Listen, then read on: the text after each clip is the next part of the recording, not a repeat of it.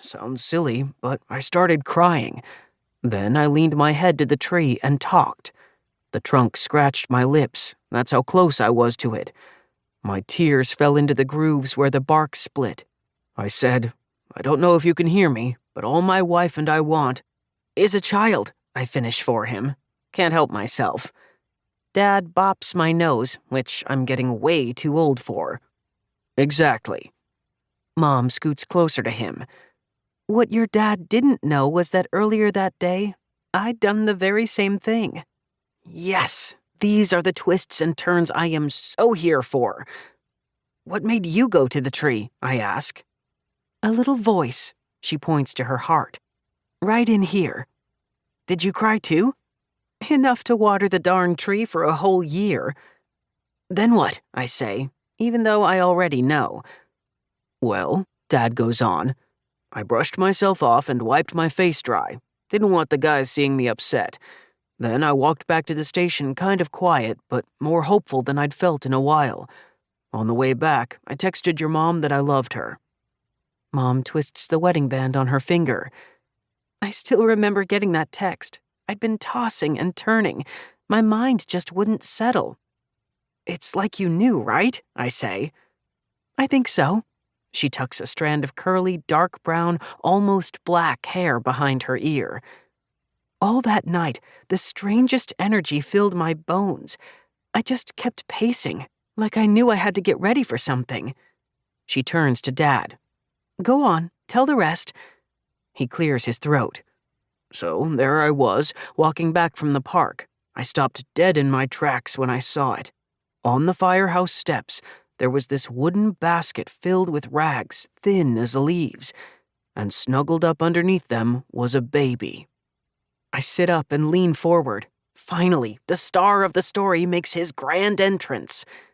What did I look like?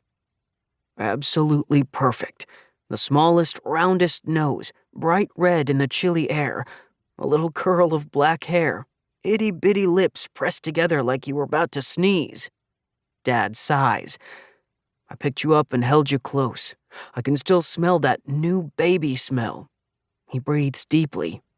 I knew who you were straight away. Our son, the one we'd wanted for so long. And no one else ever claimed me? I ask. I know no one did, but I like to hear them say it. No birth parents ever came forward, says Mom. But we knew. You were ours, our perfect little boy. You were always meant for us. My shoulders sink back into my pillow as I yawn. Just like magic.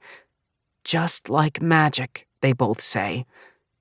They kiss my forehead and whisper, I love you, before they turn out the light and close the door on the first night of my 11th year, the year that everything is about to change. Creekside Documentary Transcript Number 1. Subject, Mayor Myers. Matteo Lorenzini. Thanks for meeting with us today, Mayor Myers. My pleasure. What can I do for you kids? Matteo and we're putting together a documentary about Creekside for the bicentennial celebration at the end of April. We were wondering if you could tell us a little about the town. My favorite subject. Mine too. I love Creekside stories. And I love filming them. That's why we make such a good team. I can see that. What an honor to have such enthusiastic young documentarians working to celebrate our heritage. I look forward to seeing the final product. Us too. So, shuffles papers. What can you tell us about Creekside? Well, Creekside is an old town with a long history. We take pride in who we are and where we've come from. We're more than an hour's drive away from the nearest city. Cornfields and prairie grass on all sides. Houses with little fences frame the downtown. There's a fire station and a post office, a cinema and a library. But what we're best known for is the old oak out in Creekside Park. Why is the tree so special?